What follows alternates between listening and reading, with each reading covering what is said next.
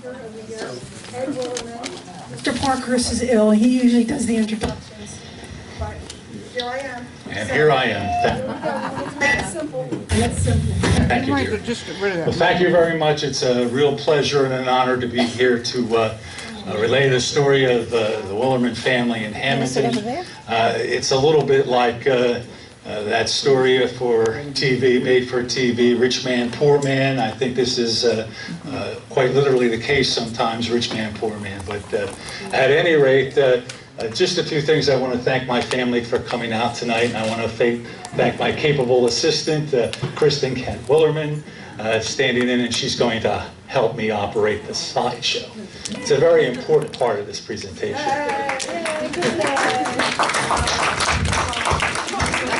The other thing, just before we start, this is not the history of the Wuillermin family. This is a history. Anything that goes back 150 years that is as poorly documented as some as this is can only be at best a history. It's part of the oral tradition and some of the recollections of people that are no longer with us, and that was only secondhand in their lifetime. So you can't expect it to be much more than what it is. Where we know we have some definitive information, I try to present that as a definitive fact. But in cases where it's only partially known or conjecture or supposition, we do the same thing. With that said, we'll begin our presentation. The first thing that happens growing up in the most Italian town in the United States with a name like Wuillermin is that you get the frequent question, what kind of name and what is the origin of Wuillermin? It's followed by, that can't be Italian, can't possibly be Italian because it doesn't even end in a vowel. So where does the name Wuillermin really come from? And it comes from here, in the northwestern corner of Italy, in the Italian Alps, in a place called the Val d'Aosta. And the Val d'Aosta played a very important role in the history of Italy during the 1800s, because this was part of the Kingdom of Sardinia under the rule of Victor Emmanuel II. And Victor Emmanuel, in the mid-1850s, had quite an extensive area of Sardinia, but you could see the map of Italy was pretty much partitioned and fragmented into various states. He had a very capable prime minister, Camillo Benso de Cavour, and between the two of them, they were instrumental in spearheading the unification movement in the northern province. After Giuseppe Garibaldi conquered the kingdom of the two Sicilies, they met in Naples, and essentially Victor Emmanuel was crowned the first king of a substantially united Italy. One thing you want to do if you really want to hurt your brain is read about the history and unification efforts of Italy, because it's torturous to say the least. So where does the name Wuillermin come from? It comes from an area where the Italian unification movement really got rolling. So you can say you can't really get any more Italian than that. It starts back in the Val d'Aosta in a small village known as St. Vincent, a town which was situated along the Dora Balta and very near a mountain they call Mount Cervino, which is usually known by us as the Matterhorn. There's the Val d'Aosta. There's where it's situated between France. There is Mount Cervino, which is on the border of Switzerland. And there is St. Vincent. This is where my great-grandfather, Eduardo Wuillermin, was born in 1863 to a rather affluent family in the valley. His family was supposedly close to the family of King Victor Emmanuel, and his mother was supposed to be a lady-in-waiting to the king's Morganic wife, Bella Rosen. Morganic meaning that she wasn't of royal heritage. And this is the manor which the family owned. He was supposed to, well, he was the eldest of 4 children, and as the only male offspring, it was expected that he would enter the priesthood. And supposedly he was studying in a seminary in Rome when apparently he met my great-grandmother, who was working in Rome as a teacher. And that is Amalia there on our right. Go ahead. I'm sorry. Her maiden name was LaFazio. She was born in 1873. She was from Anzio, a town located south of Rome. She was born in southern Italy to regular folks. She was without any kind of extraordinary wealth or social standing. And despite their unequal social status, Eduardo and Amelia eloped. And of course, you know, you can well imagine that the news was not very well received by his family. And though Italy was unified politically, socially it remained stratified as ever. Amalia was not accepted at first, and as I've been told, when his parents' family came around, by that time she really wasn't interested in warming up to them. So they remained estranged throughout their lives. And that left Eduardo in this sort of twilight zone, living between two very different worlds. He kept up his relationship with his parents and supposedly returned from time to time to visit. And at least on one occasion, I know, he was accompanied by his oldest offspring, which was my great-aunt Josephine. Her recollections included being in a very large room with many mirrors. But the distance between Eduardo's family and his wife left succeeding generations with a dearth of information about who Eduardo's people were. As time went on, their very different social status became increasingly problematic within their own marriage, and that became sort of a defining issue of what their relationship was like. But in 1892, at a mere 19 years of age, Amalia was married and about to give birth to her first child, my great-grand-aunt Josephine.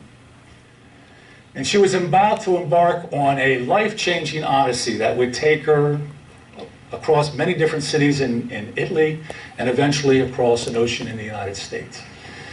Eduardo, her husband, was very well educated and politically connected.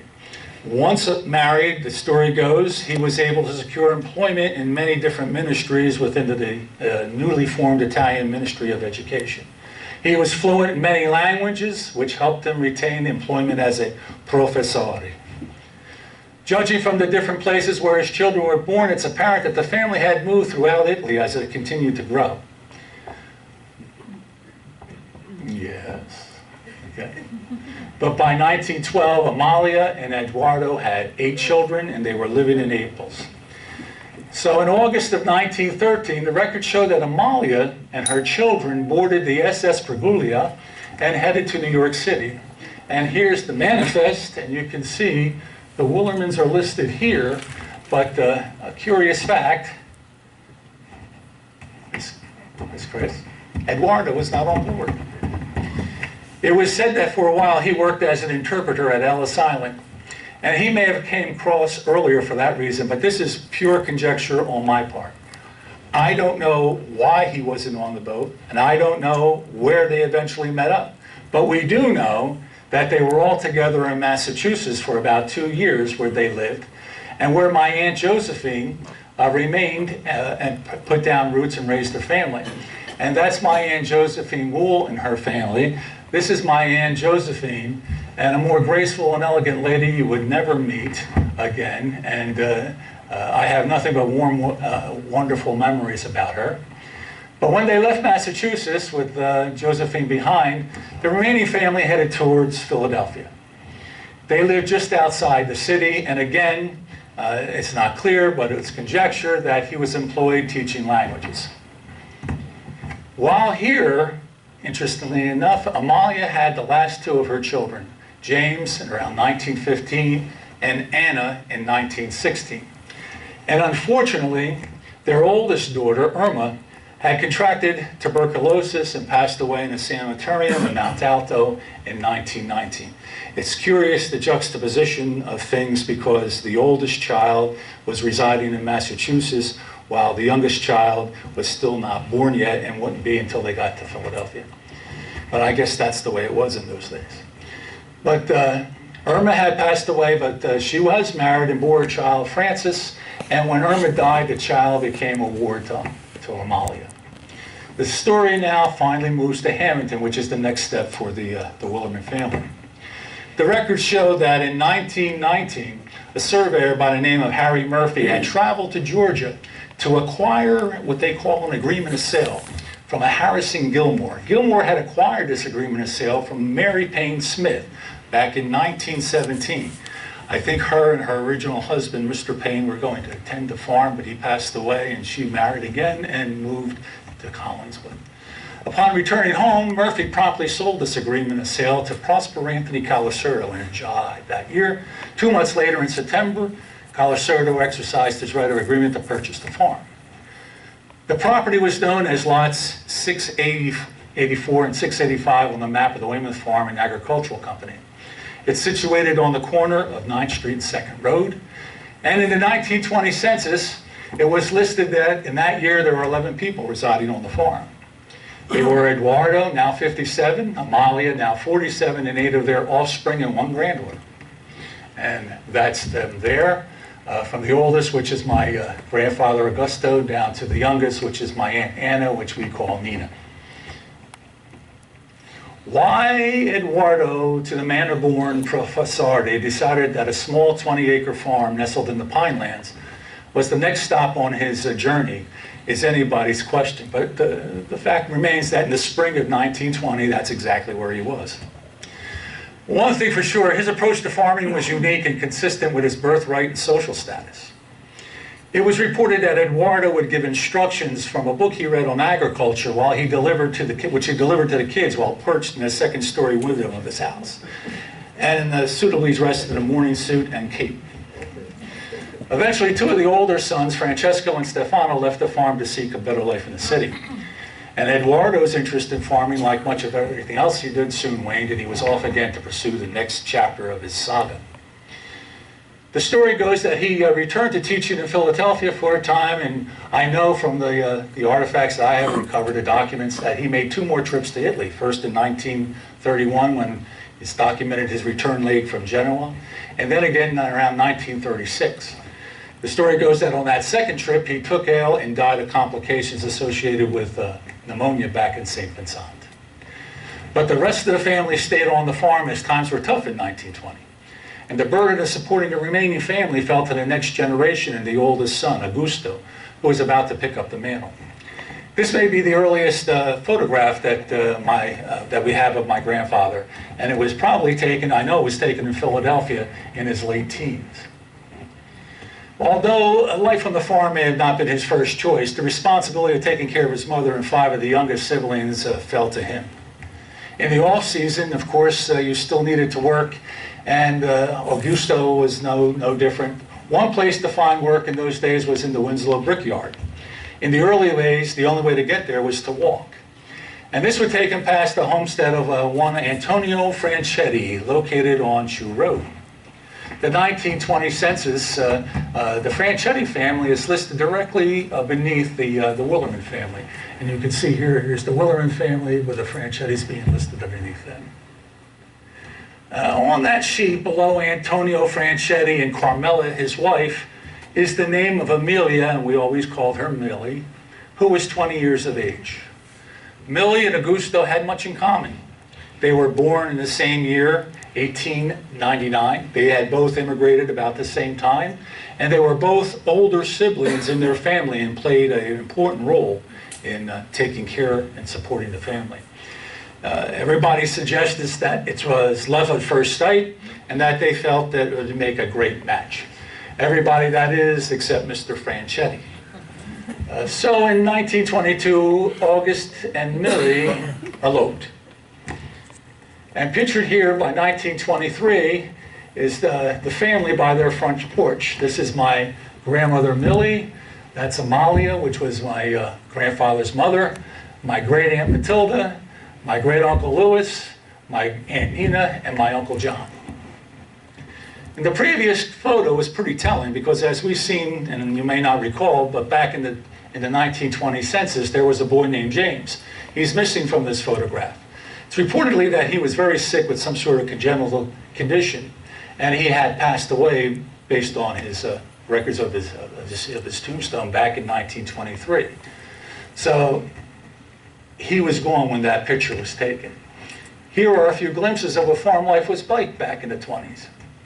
You know, here's my grandfather Augusto cultivating raspberries.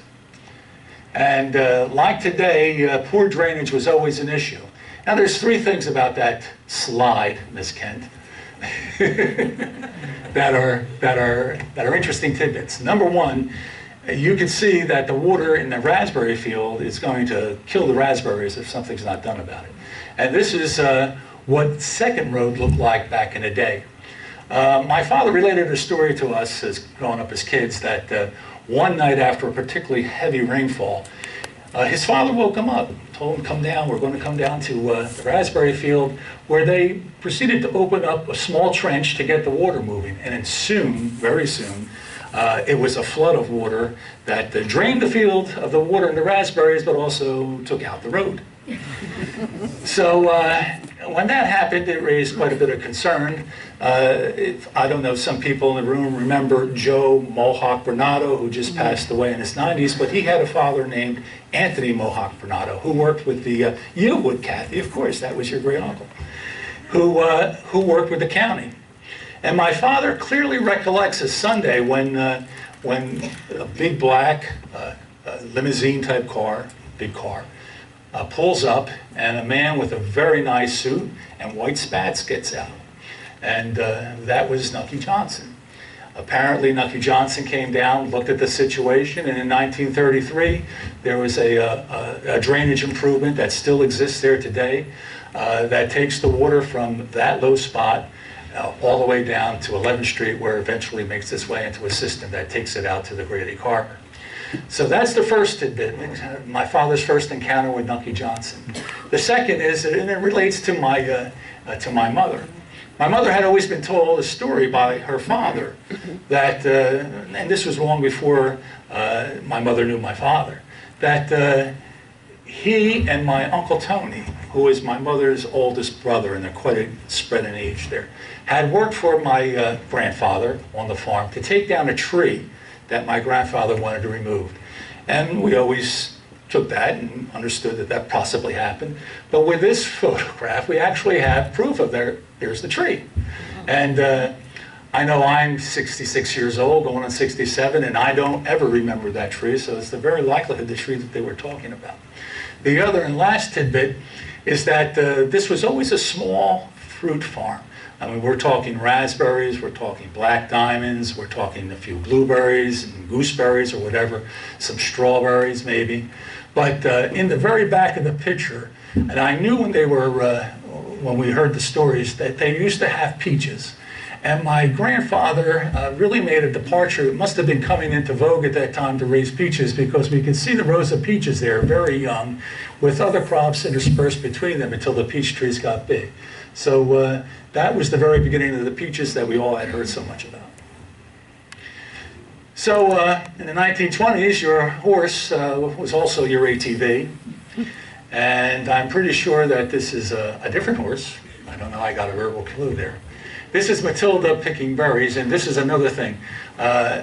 We assume that this is raspberries, but it does not look like strawberries. I mean, without irrigation in the sandy soils of New Jersey, crops that were perennial were primarily preferred, because if you got a good rare year with a sufficient amount of rain, you may have had a good crop and plants would survive. But if you tried to do anything else, it was very impossible without irrigation. And of course, no respectable fruit farm in the 20s would be without black diamonds. And there is our row of black diamonds that used to be located at the farm, and they're still digging them out to this day. But life was not all work and no play. Of course, I wouldn't know, but I believe this is a game that they're playing called Boss in Second. Now, Boss in Second was a game that you played on a Sunday afternoon when, before the NFL football came around or the internet. And it was a drinking game. I don't know exactly how it went, but the idea was that you had to be pretty careful, because even if you had a baseball bat in your hand, you still might end up in a tree. That is Sam Centrione, who turned out to be my great uncle, because he married Matilda. And those two people were beautiful. The baseball bat and the juxtaposition is very interesting, because they always were at each other all through their life. But my Aunt Matilda gave me some very great information that's well worth the cost. She said, never go to bed angry. And that was the secret of their marriage. And they had a good, long, very happy marriage. Augusto, Amalia, Millie, John, and Anna. This is taken in 1923. It was in the winter, and you can see the snow and obviously the sled. And my grandmother was very pregnant with her first child, which would be my father, Eduardo, soon to be born in April of that year. So if this is in the middle of the winter and a few months away.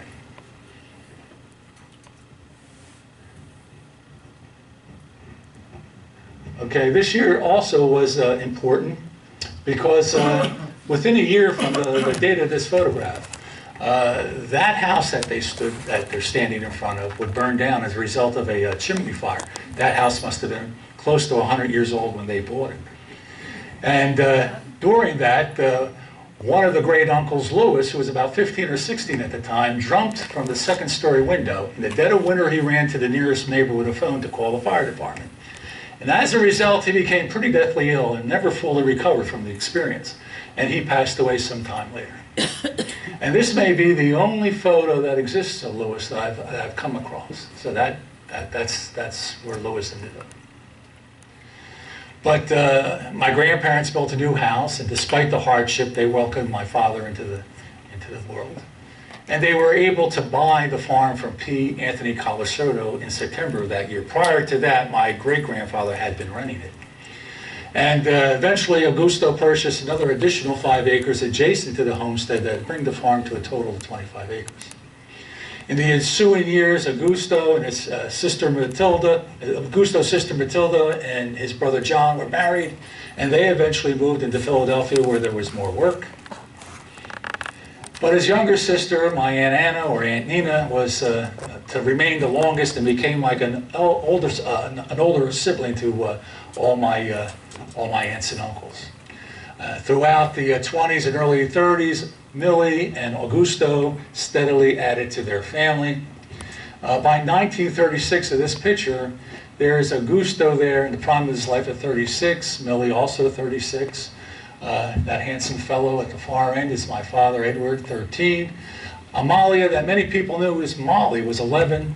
Elizabeth, who married Joe Olivo and was known as Elizabeth Orly Olivo, was 10. And Marie, who married Marie Ruba, is 8. My Uncle August, whose real name is Augustus, in this picture was 4. And here are some of the pictures of that era in the 20s, late 20s, early 30s. In the center is my grandfather with my father and Matilda. This is the 3 sisters. I would imagine that was sometime in the 30s. You got to learn the business pretty early on. This is, again, the raspberry thatch. This is a raspberry crate from that era.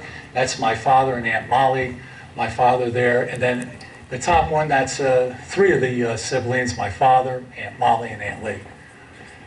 Okay. But here are some of the nicer pictures from that era. This is my grandmother and grandfather, my Uncle August. I believe that looks like Lake Lenape, but I don't know. And then, of course, this picture was my grandfather, my father, and my Uncle August. And my grandfather was very proud of this 1936 Chevy. I mean, that Chevy eventually took my mother and father to Florida on their honeymoon. But this picture, again, is my best. It reminds me of what life was like at probably the best time of their lives before everything that was about to happen in their future occurred. My grandfather was 36. He looks to be in the prime of his life in 1936, but it's difficult to imagine that within a few short years he would be battling for his life. In August of 1943, at the age of 43, he would die of cancer. So that left my father, Edward Wuillermin Sr., to really pick up the mantle. He wanted, while he was in school, to finish high school and join the Marines, but after high school, fate intervened, and there were 4 siblings, younger siblings, his mother, his grandmother, a mortgage that needed to be tended to. So he had to put his plans to hold. It was made pretty clear to him by my grandfather before he passed and my grandmother after he did. At 19, the mantle was passed to him. The war years were a mixed blessing for the farm. It was a period of change and adjustment. Things were in short supply, but prices were good. And despite the obstacles, Millie's family were young and resilient. And my grandmother was a force who had farming in her blood. She was a Franchetti, and there was nothing she couldn't do. Being a small berry farm meant that there was always opportunities for families to supplement their income with work off the farm, and that included, when you were not picking the crop, scooping cranberries in the autumn, which my father did regularly. The significant events of the late 40s were that in 1947, Amalia, who was the matriarch that crossed the ocean alone with 8 children, passed away. She was 74. And that in 1946, Edward and his sweetheart, Mildred Campanella, got married, and she was to become my mother. During the war and immediately thereafter, getting equipment like tractors and trucks was difficult, but the 50s rolled around and farm equipment became readily more available. That meant it was possible to expand the farm because living off of 25 acres was very impractical. In the early 50s, Augustus, that's his real name, but August, was drafted into the Army.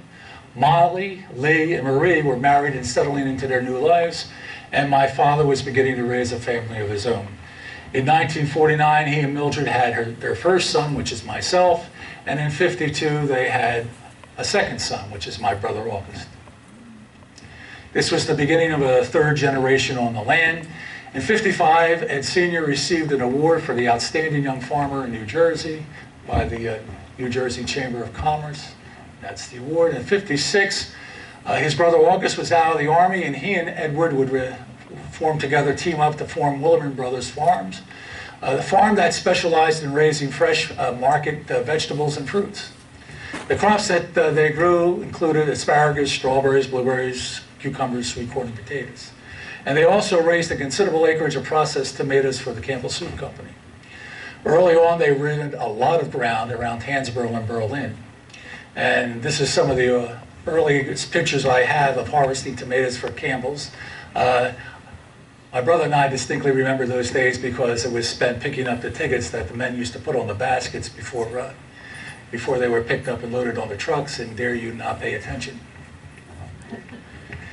In 1958, the brothers purchased about 150 acres of woodlands on 9th Street, close to the homestead. And as kids, we didn't have to worry about what we were doing anytime we had off because we knew we were picking up rocks and roots.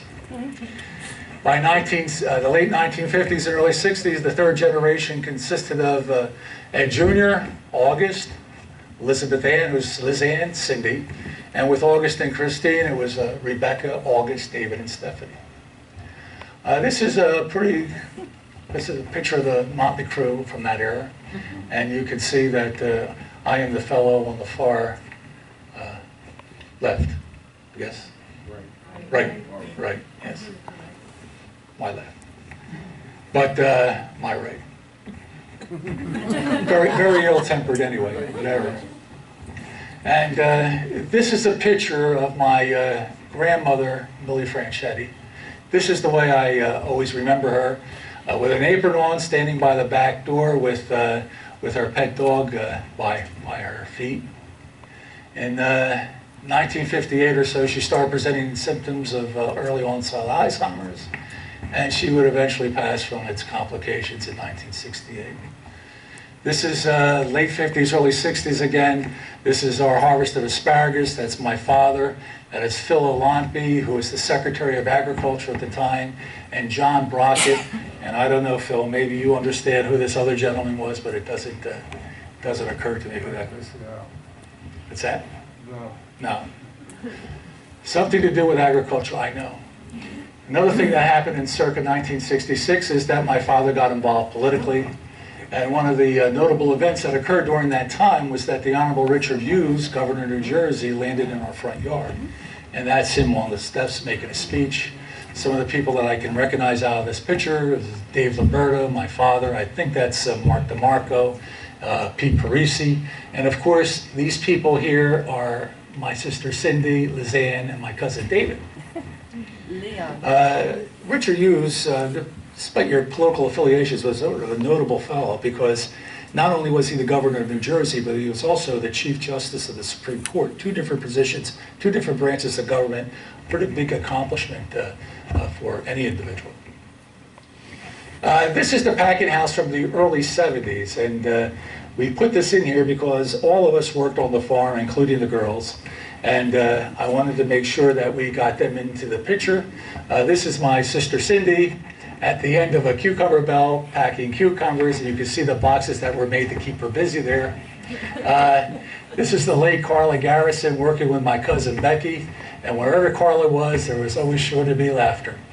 And this is the best picture I could get of evidence that my sister Lizanne actually worked on the farm. And it's the best I can do, Lizanne, but you know, you weren't a photographer yet and you weren't taking the pictures. I worked. By the early 80s, Wuillermin Brothers separated into AC Wuillermin Farms, Inc. and at Wuillermin and Sons, Inc. And in the 80s and 90s, rapid changes took place in agriculture and the agricultural practices that we employed. We used to have tomato plants from Campbell Soup. They were processed tomatoes. They came in a box. They were sticks, and they grew tremendous tomatoes for processing. But the first innovation that we did was grow our own plants, tomatoes, peppers, and so forth. And the irrigation technology progressed significantly in the years after the war. It was practically unknown in the time of my grandfather, Augusto. And farming in South Jersey's sandy soils, I can't imagine how you did it without it. But with these advances in irrigation, the diversity of crops, the quality, and their yields increased right along with it. This is part of the innovation that we are employing today. It's plastic mulch and drip irrigation. And we also employ staking now. That happened in the 90s, and we're carried on with that today. That's a field of Cubanelle peppers. This is a field of bell peppers. What we're aiming for is just this, increased yields and quality. That was plum tomatoes. These are peppers. Got some eggplant on stakes and tie. There's the result, increased quality and yield. These are Cubanelles. And one of the other innovations that we introduced was mechanical harvest to assist in harvesting the crop. That is in the field of peppers. We also use that machine to harvest cucumbers. Branding also became very important. In the old days, all you used to do was put it in a crate, and the crate went off to the market, and there was no sense of establishing any identity. But branding became very important and still plays an important role. Plus marketing. Here is a picture Paul Ordilli of John Ordilli Produce with Dave Corsi, the National Produce Manager for Wegmans, and we do a lot of what we can to get the information about what we raise and the quality out to the general public. Also a part of marketing is supporting locally grown.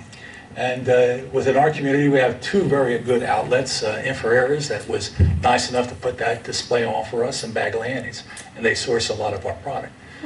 And recently, we're also employing social media. My daughter Sarah is really involved in this very heavily, and has made a big, it's been a big help to us.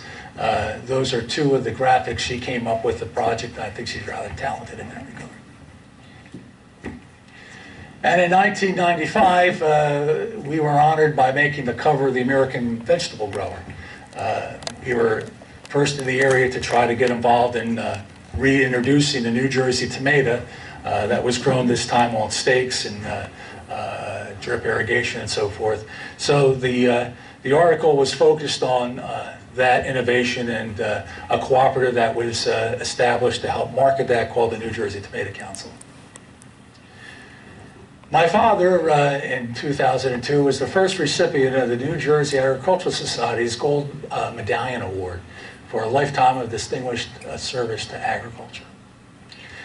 During his lifetime, he had been president and a lifetime member of the Atlantic County Board of Agriculture, a member and president of the former member of the New Jersey State Board of Agriculture, a member of the New Jersey Water Policy and Supply Council appointed by Governor Byrne, and a director in the New Jersey Farm Bureau. But if you had all the different things he was, I think this is the one thing that he would probably want to be identified with most of all. And this is with his grandchildren.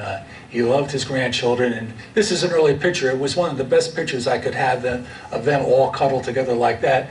We have Katie, but we don't have David or Lauren. But you get the idea of how close he was to his grandchildren. I'm particularly amused by my daughter there. She seems to be in heaven with that embrace. But it's time now to go to another generation. We have a new generation getting started on the farm with my brother's two sons. That's Michael with his 2 boys. And this was the best picture I could come up with, the spare of the moment, of his other son, August. But the real star of the show is this guy. Now, I don't know what you call what he's got, but he's got a lot of it. And I think he's going to be our marketing force coming in the future.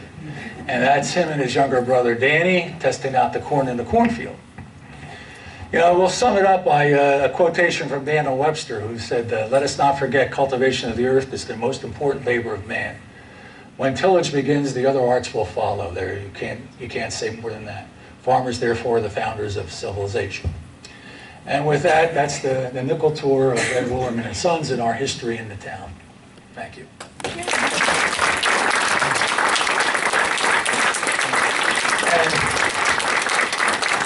if there's time, I don't know, for a few questions, if you have any, I'd be willing to try to answer them. Good audience. Thank you very much.